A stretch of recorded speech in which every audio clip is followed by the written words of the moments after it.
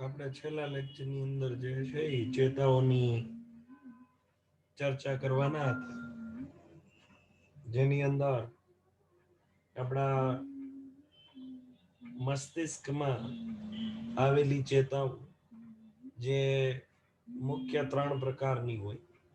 કેટલીક ચેતાઓ સંવેદી પ્રકારની છે, કેટલીક ચાલક પ્રકારની છે, તો કેટલીક મિશ્ર પ્રકારની છે. આપણે આ દરેક ચેતાઓ ના જે નામ છે એના આધારે જ આપણને એના કાર્ય જે છે ખ્યાલ આવે. જેમ કે ઘ્રાણ ચેતા છે તો એ ગંધ પારખવાનું કામ કરતી અને ગંધ આધારિત સંદેશો લઈ જતી લાવતી ચેતા છે. નેત્ર ચેતા છે તો એ દ્રષ્ટિ ચેતા તરીકેનું કાર્ય કરે છે. બરાબર છે. એટલે આ રીતે જે અલગ અલગ ચેતાઓ છે એ પોતાના નામ અને કાર્યથી ઓળખાય છે. અમુક ચેતાઓ સંવેદી છે, અમુક ચાલક છે, તો અમુક મિશ્ર ચેતાઓ જોવા મળે છે. બરાબર છે.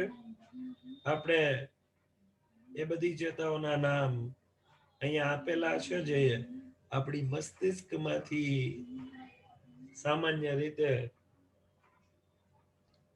જોડ સ્વરૂપે નીકળતી ટોટલ 12 ચેતાઓ એનું લિસ્ટ છે. બરાબર. અહીંયા આ જે 12 ચેતાઓ છે એમાંનું એની લંબાઈ, એની કદ અને એના કાર્યના આધારે પ્રકારો છે પડેલા દેખાય છે. વેગસ ચેતા જે 10મા નંબરની છે એ આપણા મસ્તિષ્કની સૌથી લાંબામાં લાંબી ચેતા છે. એ આપણા મસ્તિષ્કની સૌથી લાંબામાં લાંબી ચેતા તરીકે વર્તે છે. જે ટ્રાયજેમિનલ, જે આપણા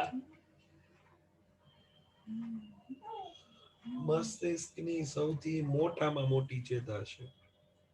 બરાબર છે. વેગસ ચેતા લાંબી, ટ્રાયજેમિનલ જે સૌથી મોટામાં મોટી ચેતા છે. એબડુસન્સ એ સૌથી નાનામાં નાની ચેતા.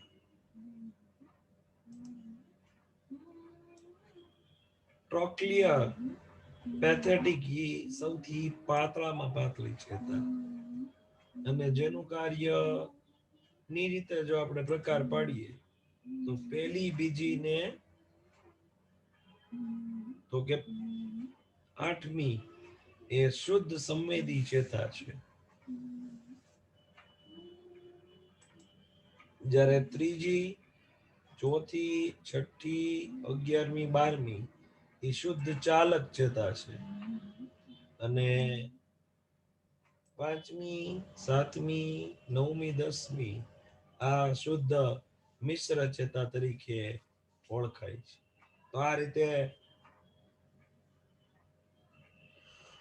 મસ્તિષ્ક ચેતાઓ જે છે એનું વર્ગીકરણ અહીંયા આપેલું છે. બરાબર છે. મસ્તિષ્ક ચેતા પોતાના કાર્યને લઈને, એની રચનાને લઈને જે રીતે અલગ પડે છે એની ડિટેલ અહીંયા આપેલી હતી. ટોટલ કેટલી નીકળે તો કે 12 જોડ ચેતાઓ છે એ એમાંથી નીકળે છે. બરાબર.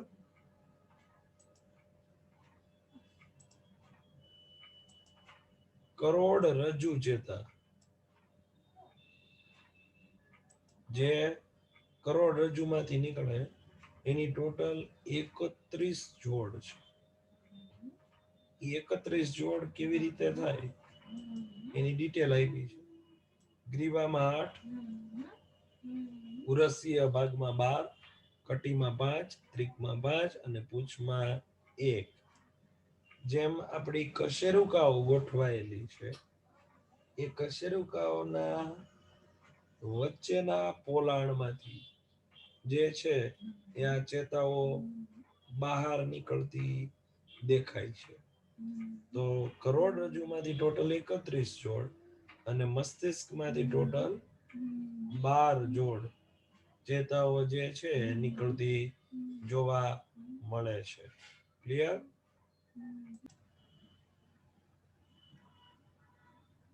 કેટલાક વિશિષ્ટ મુદ્દાઓ આમાં આપેલા છે જે આપણા મગજ અને કરોડરજ્જુની બાબતોને રજૂ કરે છે.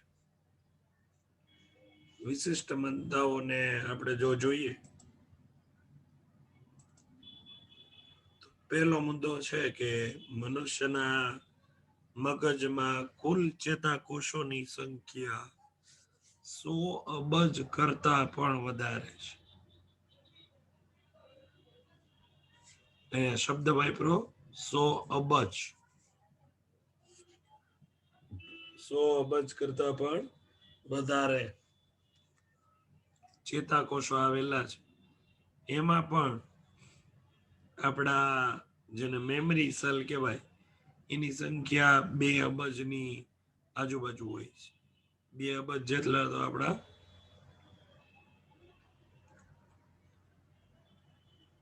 મેમરી સેલ્સ આવેલા છે. ક્લિયર? દરેક ચેતાકોષ પાછો બીજા કેટલા ચેતાકોષ સાથે કનેક્ટ હોય? દરેક ચેતાકોષ અન્ય 25,000 જેટલા બીજા ચેતાકોષો સાથે છે એ કનેક્ટ થયેલું જોવા મળે છે.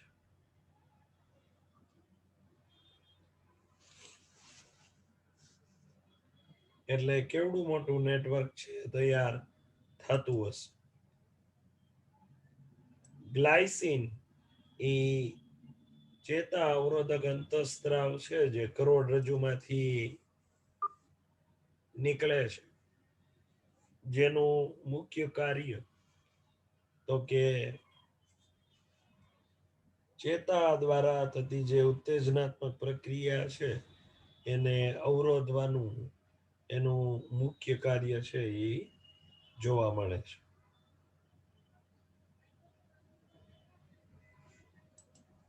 ગ્લુટામેટ એ ચેતા ઉત્તેજક છે, જ્યારે ગ્લાયસિન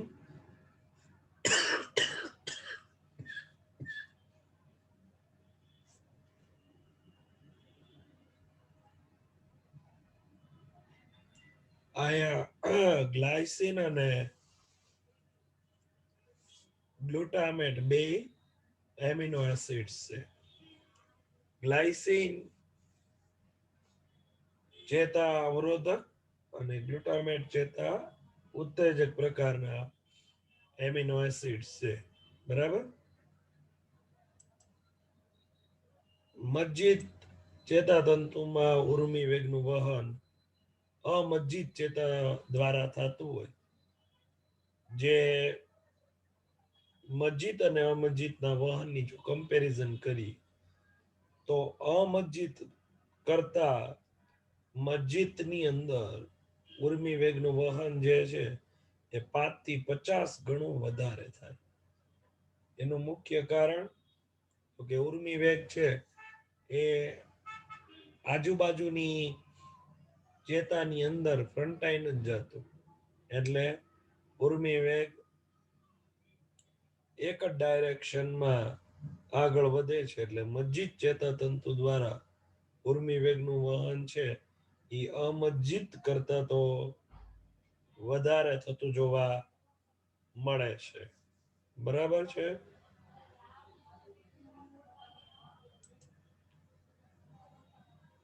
સસ્તનની અંદર ઉર્મિ વેગના વહનની ગતિ છે એ 100 થી 130 મીટર પ્રતિ સેકન્ડની સ્પીડે થતી હોય. એટલે કે એક સેકન્ડમાં 100 થી 130 મીટર જેટલું અંતર કાપે તો એ હિસાબથી એ 10 સેકન્ડમાં એ 1 કિલોમીટર જેટલું અંતર છે કાપી શકે છે. એ જ વસ્તુ જ્યારે આપણે ડેડકા સાથે કમ્પેર કરીએ તો ડેડકાની અંદર ઉર્મી વેગના વહનની ઝડપ 30 મીટર પ્રતિ સેકન્ડ છે, જ્યારે સરીસૃપની અંદર 15 થી 35 મીટર પ્રતિ સેકન્ડ છે. તો સૌથી વધારે ઝડપી ઉર્મી વેગ છે એ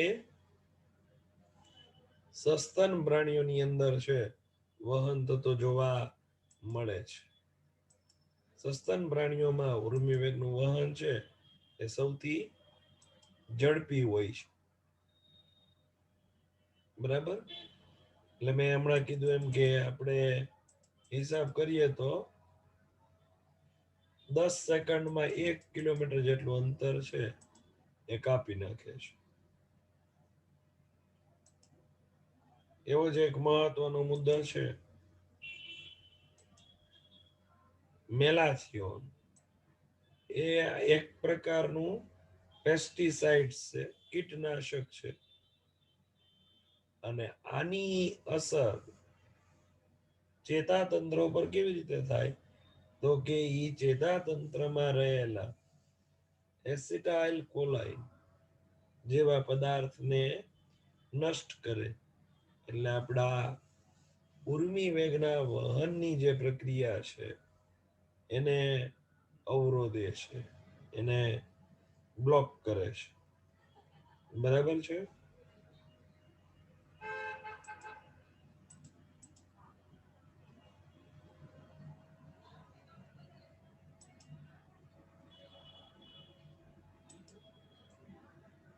કેટલાક પ્રકારના રોગ જેમ કે આપણા ચેતાતંત્રની અંદર થતા જોવા મળતા હોય એવો છે બોટુલિઝમ. બોટુલિઝમ છે એ ફૂડ પોઈઝનિંગ અને ફૂડ પોઈઝનિંગ ની અંદર રહેલા જે બેક્ટેરિયા છે ક્લોસ્ટ્રીડિયમ બોટુલિનમ, એ બેક્ટેરિયાને કારણે થતો આ રોગ છે. અને આ બેક્ટેરિયા છે એ પોતાનામાંથી એક પ્રકારનું રસાયણ મુક્ત કરે જે ન્યુરોટોક્સિન પ્રકારનું રસાયણ છે. ન્યુરોટોક્સિનના સ્ત્રાવને કારણે આપણને ફૂડ પોઈઝનિંગની જે અસર છે જોવા મળતી હોય છે. એવું જ એક ટર્મિનોલોજી છે ક્યુરારે. આ એક પ્રકારની દવા છે જે કંકાલ સ્નાયુ છે એના ઉપર એસિટાઇલ કોલાઇનના ગ્રહણને અટકાવે. એટલે આનો ઉપયોગ ક્યારે થાય તો કે આપણા સ્નાયુને રિલેક્સ કરવા અથવા એટલા ભાગમાં ચેતાકીય સંદેશો ન મળે એવા બનાવવા માટે. એટલે એક રીતે આમ અંગ ખોટું કરવું તો ન કહેવાય, પણ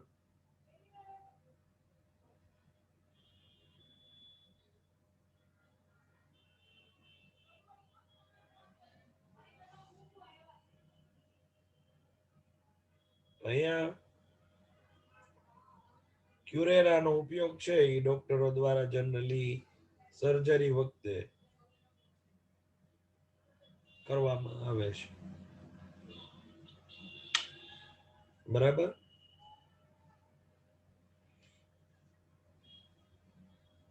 એવી જ એક ટર્મિનોલોજી છે મેનિન્જાઇટિસ. મેનિન્જાઇટિસ એ આપણા જે મસ્તિષ્ક આવરણ છે એમાં આવતો સોજો છે, સ્વેલિંગ થવું, જે ઘણી વખત આપણા મસ્તિષ્કને ઈજા થવાથી થઈ શકે અને કેટલીક વખત બેક્ટેરિયા કે વાયરસના ઇન્ફેક્શનને કારણે પણ થઈ શકે. આપણા બૃહદ મસ્તિષ્કની અંદર આવેલા કેન્દ્રોની વાત કરીએ તો એમાં 10 થી પણ વધારે કેન્દ્રો છે, જેની અંદર બુદ્ધિમત્તા, લાગણી, ઈચ્છા શક્તિ, યાદ શક્તિ, સભાનતા, અનુભવ, જ્ઞાન, ઐચ્છિક, હાસ્ય, રુદન, આ તમામ પ્રકારના કેન્દ્ર છે એ આપણા બૃહદ મસ્તિષ્ક રચનાની અંદર આવેલા જોવા મળે છે. બરાબર.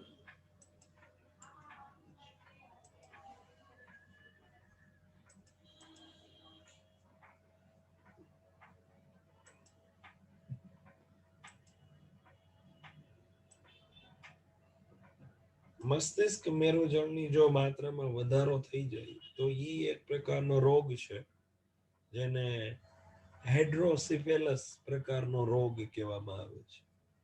હાઇડ્રોસિફેલસ તરીકે ઓળખાતો આ એક રોગ છે, જેમાં મસ્તિષ્ક મેરુજળની માત્રામાં વધારો થાય એના કારણે આ રોગ છે એ પર્ટિક્યુલરલી જોવા મળે છે.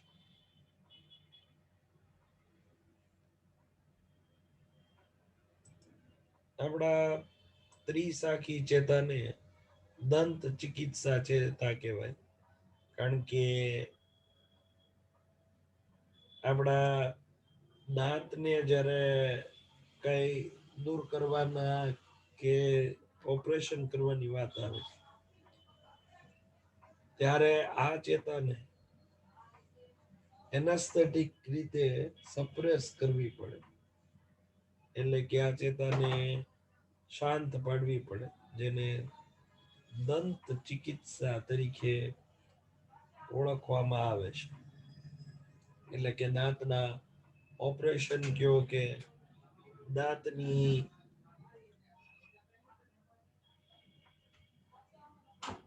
દૂર કરવાની પ્રક્રિયા.